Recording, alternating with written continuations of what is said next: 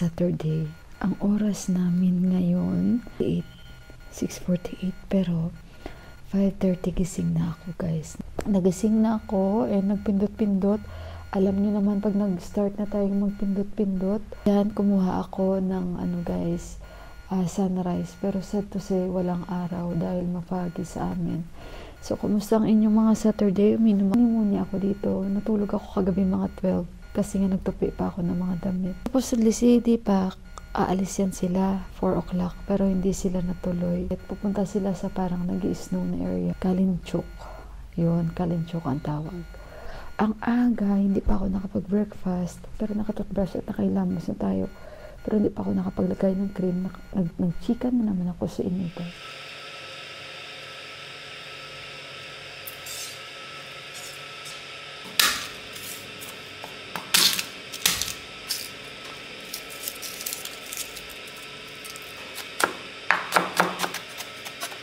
Guys, gawa ako ng garlic rice.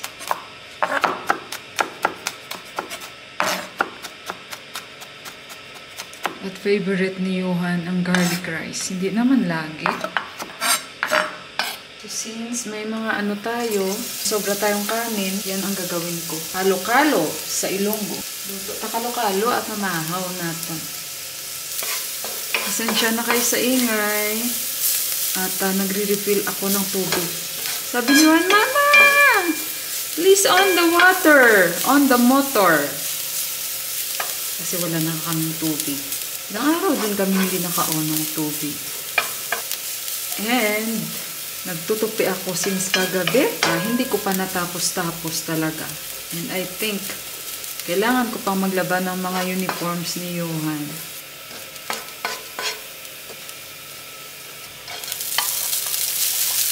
So, kami lang ni Johan dito. Actually, ako guys, kumain na ako kanina. Kasi diba maaga ako nagising. Of course, maaga din ako maguto. Okay, maghiwa muna tayo ng spring onions natin. Lagay natin ito sa garlic rice.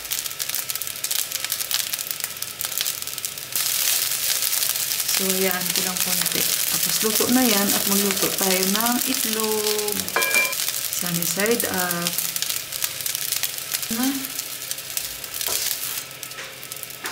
I'm cooking the sausage now.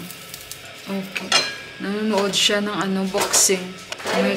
Kay Mike Tyson. Oo, drink warm water, anak. So, ayan na guys. Magluto na ako muna ng sausage ni Johan. Lutuin ko muna sa tubig.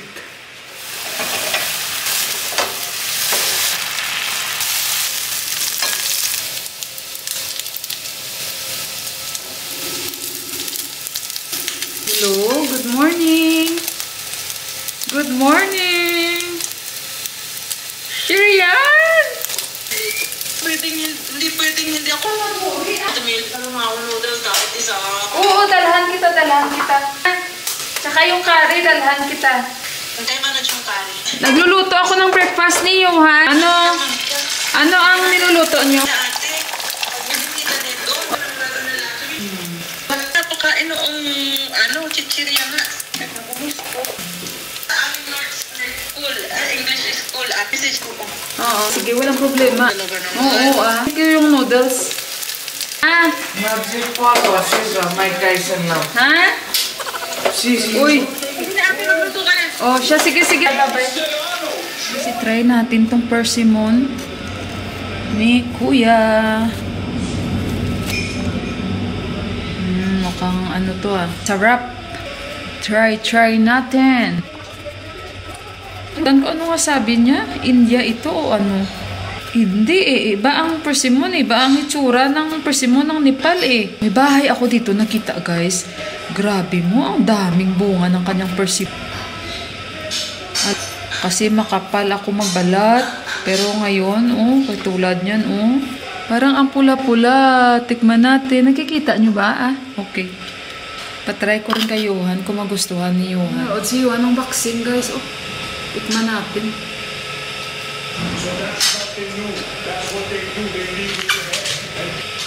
Guys, matamis siya guys. Babalik na talaga ako doon, bibili ako.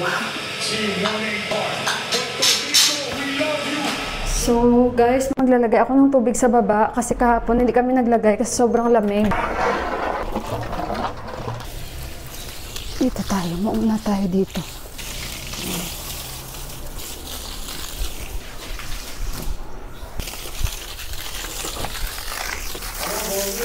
Bye, good morning. See you sa Alcabat.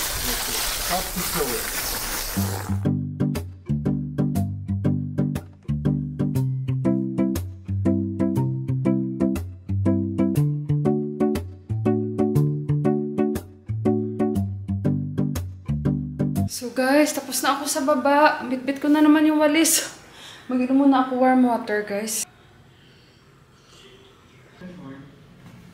Maganda itong bigay ni Ate Japan sa akin na pang inner. Hindi mo na kailangan mag-bra. Oh, maganda siya, guys. Sa mga ano dyan, oh. Ganda ito. Kasi wala akong bra.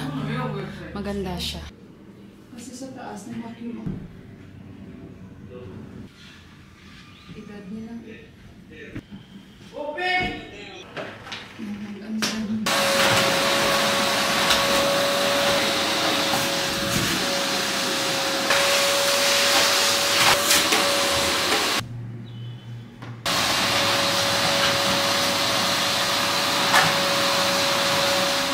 Guys, kakatapos ko lang kumain at ito pahinga-hinga muna kami ni Johan at ano ba at paano ko sisimulan ang pag-share sa inyo kasi kahapon may nag-message sa akin sa Facebook page ko.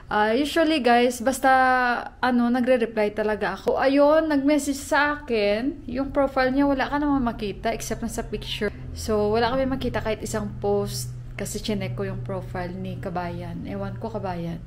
So kasi syempre Filipino nagtatagalog. Maayos naman yung tanong niya kasi nga may friend daw siya dito sa guys, sa bansa yon. Nagtatanong siya kung paano ba daw mag-send ng package dito. So sabi ko sa through courier or di kaya sa post office. And ako naman thinking na nanonood siya ng mga vlogs ko. So bihira yung mga nagpi-PM sa akin na hindi nanonood ng vlog ko.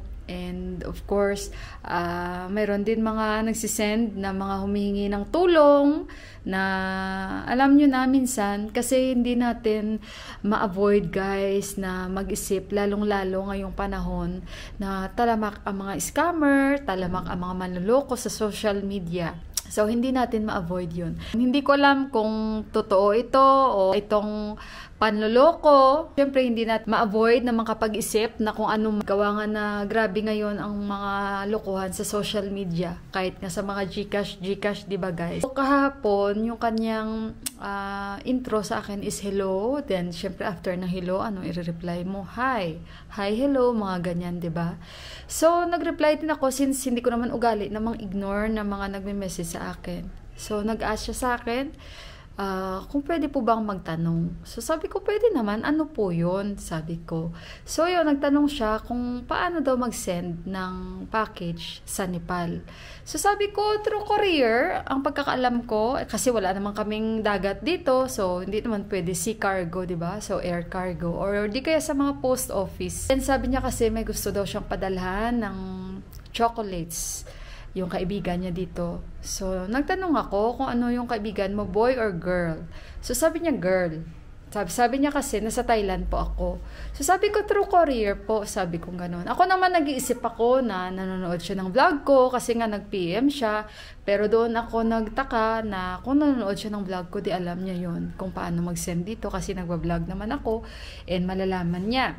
So, ayun, sabi niya kasi nasa Thailand daw siya and sabi niya sa akin, bawal daw mag-send ng chocolate na may milk na ingredients sa tsokolate.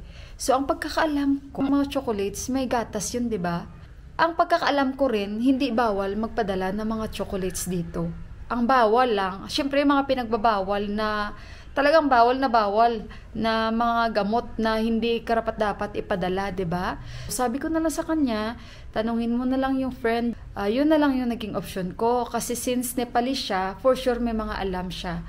Ang iba pang mga option kaysa sa akin. So sabi ko naman sa kanya, marami namang chocolates dito In fact, pwede kang bumili sa mga supermarket nila dito eh. May mga Snickers, Bounty, Cadbury. Pwede kang bumili. Yun nga lang, from India galing. And kung gusto mo naman, meron din namang from Thailand, from Korea, sa mga malalaking stores na. So sabi niya sa akin, may mga legit din ba na mga bilihan dyan? Meron, napakadami. Kahit ikaw mag-check ka online sa mga Facebook, sa mga, i-check mo lang, i-type mo lang, meron na. Sabi niya kasi, babayaran na lang daw niya through Mastercard or Visa card niya. So, ako naman, wala po talaga akong alam patungkol sa mga ganyan. Dahil ay wala naman akong Mastercard. Yung lang, sa debit card lang na Visa, meron ako. So, kaya sabi ko sa kanya, tanungin niya na lang yung friend niya. For sure, maraming alam yun kasi taga Nepal siya, 'di ba? Kaysa sa akin. So sabi niya kasi yung friend ko student yun. So sabi ko much better. And may family siya dito, pwede siyang mag-ask, 'di ba? Kaysa sa akin. And ayun, hindi na ako nag-continuous nakikipag-usap, guys, kasi sa mga ganyan parang wala man ako maitutulong. So parang waste of time lang para sa akin kasi nasabi ko naman na lahat-lahat. So, ayun, kay Kabayan, kung ano man, much better direct siya sa kanyang friend na papadalhan. Kasi yung friend niya naman ang tatanggap. And hindi naman ako yung magbibigay ng address ng friend niya in case. And yung friend niya, mas maraming alam ata yun. Kaya, yun na lang. Pero kasi, mag-ingat na lang sa mga manluloko o ano, hindi natin alam. Hindi ko rin alam kung totoo nga si Kabayan na magpapadala siya ng chocolate sa kanyang friend dito na Nepalese. And I don't know na bawal pala magpadala ng chocolate na may ingredients na milk. Kasi ang pagkakaalam ko yung mga chocolate talaga may gatas yun. At saka I don't think so na bawal magpadala ng chocolates dito, guys. And kung gusto niya maggamit ng mga cards niya or credit card, wala akong alam. Pwede siya ulit magtanong sa friend niya. So sa inyo kaya, guys, no?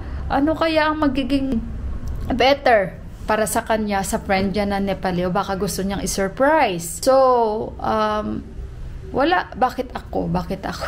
And sabi ko na lang sa kanya, manood ka ng vlog ko para at least ma-aware din siya kung ano ang dito at baka mapanood yung mga vlogs ko na kung paano magpadala ng package dito kasi na-vlog ko na rin, diba? And yun, sabi niya, nagba-vlog po ba kayo? At ayun, guys, hindi na ako, guys, na continuous nakipag-usap kasi parang for me, nag-waste lang ako ng time kasi, again, nasabi ko na lahat. So, ayun, guys, at ang sakit ng likod ko, masakit talaga ba, guys, likod ko, guys? Ganito siguro talaga, pag taglamig, hindi ako lamigin kasi tingnan nyo naman, nakaano lang ako, pang inner lang ako. Nagpapahinga muna kami ni Johan at maya-maya konti. Ako ay gagawa today ng tinapay dahil tomorrow, Sunday, magkikita-kita kami nila Sis Corazon, ni SL Nepal, and ni Sis Hyra, and ni Sis Camille. Pupunta tayo sa bahay ni Sis Camille, guys. So, ayun, bibisitahin natin si Sis Camille since malapit na po silang umuwi. Magbanding-banding lang dahil gusto niya kaming pumunta doon. And of course, itong si Sis Corazon, SL Nepal, since pa naman last pa, gusto niyang mag-met kami. And dahil for good na rin po siya sa Nepal. Nito lang siya nag-for good. So, ayun, guys. At balikan ko kayo mamaya-maya. Na-share ko lang yan sa inyo yung patungkol sa Kabayan na nasa Thailand daw siya. Dahil parang hindi ako naniniwala na bawal po magpadala sa bansang Nepal ng tsokolate. At parang ako dahil ang mga chocolates naman ay may mga ingredients na milk. 'Di ba? So, I don't think so. Kaya sa atin, mag-iingat tayo sa mga manloloko o sa mga scammer. Yun lang, guys. So, God bless you all and kita-kits again sa ating next na vlog. And I love you. Maraming salamat po. And magandang happy Saturday po sa ating lahat. God bless, guys. Bye-bye! That's the Jingle Bell Rock.